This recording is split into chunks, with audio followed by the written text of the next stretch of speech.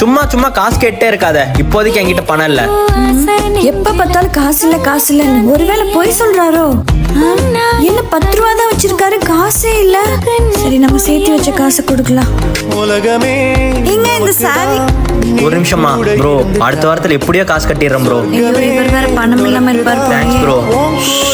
இப்ப சொல்லுமா. இல்ல ஒண்ணு இல்லைங்க, சாப்பிட வாங்கன்னு கூப்பிட்டேன். இந்தாம்மா சாரி வாங்கிட்டு வந்திருக்கேன். ஏங்க இது எனக்கு ரொம்ப பிடிச்ச சாரி, இது எப்படி நீங்க கரெக்டா எடுத்தீங்க? தெரியலம்மா, உனக்கு இதுதான் பெர்ஃபெக்ட்டா இருக்கும்னு நினைச்சேன். சூப்பருங்க.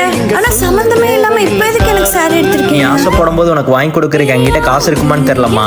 நீ நமக்குன்னு சொல்லி தான் எல்லாமே கேட்டிருக்கியே தவிர உனக்குன்னு சொல்லி எதுவுமே கேட்டதில்ல. எம் பேக்கெட்ல எப்படி காசு வந்துச்சு? ஒருவேளை இவ தான் சேர்த்து வச்ச காசெல்லாம் நம்ம பேக்கெட்ல வச்சிருப்பாளோ? இவ ஏதோ நம்ம கிட்ட போன்ல காட்ட வந்தாலே. ஓ, ஆன்லைன்ல சாரி பார்த்திருக்கா போல. எது 7000 ரூபாயா? இவ நம்ம கிட்ட எதுவுமே கேட்டதில்ல. சரி, எப்படியாவது வாங்கி கொடுக்கணும் அவளுக்கு.